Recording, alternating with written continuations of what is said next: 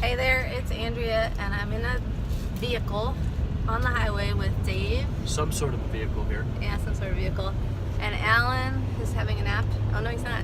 In Maribel.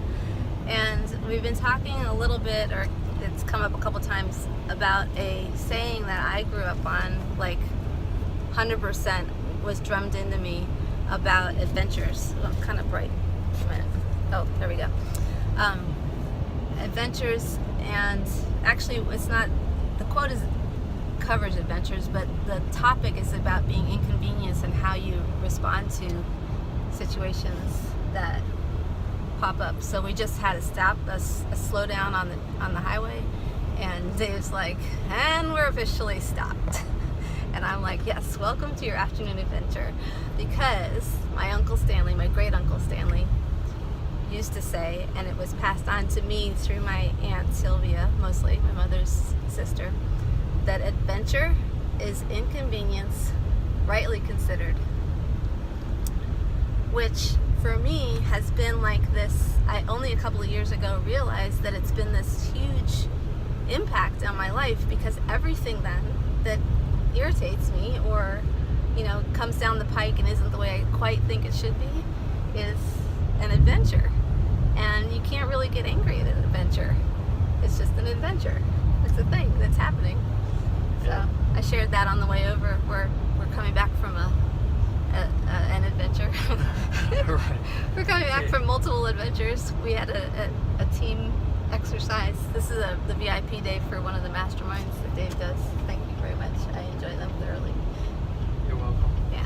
Well, what is interesting about this concept of, because there's two things here. There's one thing that you're pointing out, which is the idea of looking at things as an adventure, and here we are with another adventure of paying a toll here. Do you have coins though? We do. Hopefully Oh no, we have coins. we don't have coins. Maribel may have some coins. I might have a coin. I came down from Gainesville to Orlando with no change, with no cash. You've got to basically have a roll of quarters to live in this area. Trying to pay a toll, and I had no money to look offload. at her. Look at her. Gotta offload. It's carrying. It's too much weight in my wallet. The coins source. All right.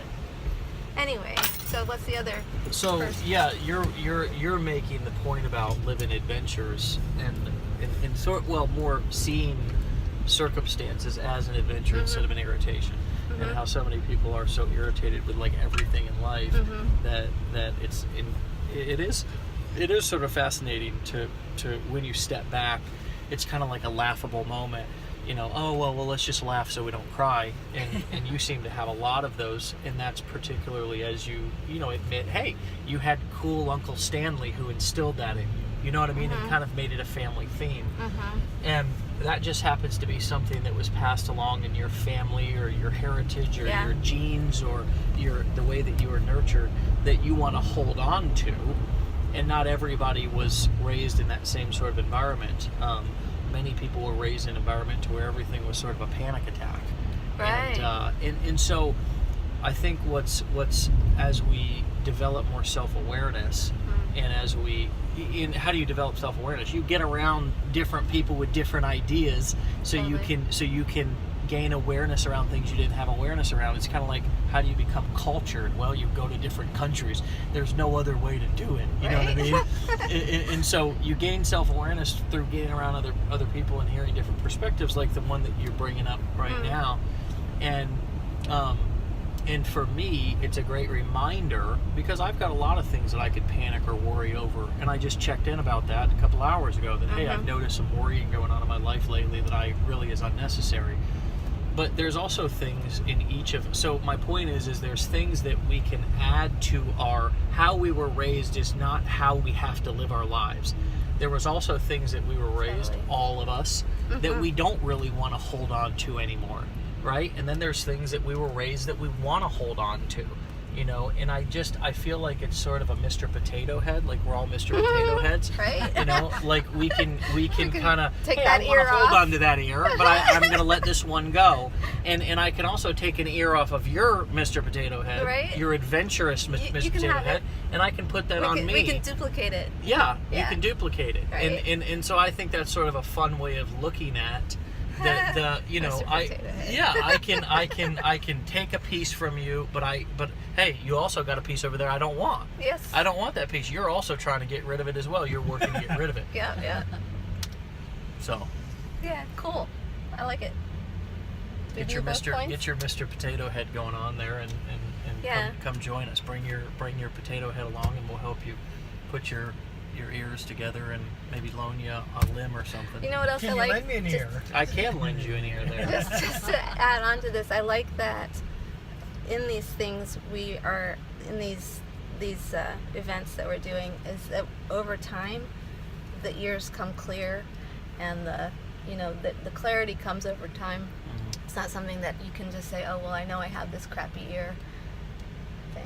So Right. I think there's a lot of that. It's that's sort going of on. awareness that happens over time and a growth. I mean, you look at anything that grows, it doesn't grow overnight. Mhm. You look at a tree, look at an apple tree, look at an oak tree. We've got some beautiful oak trees in our yard, and these are trees that have been there for 30 years, you Mhm. know, and they weren't particularly cute their first year. It was kind of like a little weed. You didn't know Mhm. whether it was a tree or a weed. Mhm. And then over the years, yeah, it develops a trunk, the roots get deeper. Well, and here's the other thing that I know that I find there's a lot of, like, people are always looking for the struggle, looking for the pain, looking for all that. I think that it's like I literally only a couple years ago had this recognition of this thing that I had built in that was different than a lot of people's experience, and you can find those things too. I think is because people focus a lot on the what is that I got to fix. Well, there might be some parts that are really, that's the value you're going to end up bringing to people. Yeah, And- you're going to bring that ear that I want to take from you. Right. You know, going back to the Mr. Potato Head, and I guess I Totally. can't get out of the Mr. Potato Head. I don't know why. I think it's a great Maybe analogy. it's- maybe, Yeah. having a Okay. 2-year-old, we've got a Mr. Potato Head. At There you home. go. That's what's I'll going find on. myself playing with him, but we'll edit that part out. Maybe. Not really. Not. Excellent. Well, thank you. Thank you for your thoughts. You guys want to add anything? No, just listening and embracing the adventure. Absolutely. 100%. Well, I appreciate all of you. Thank you so much. Peace.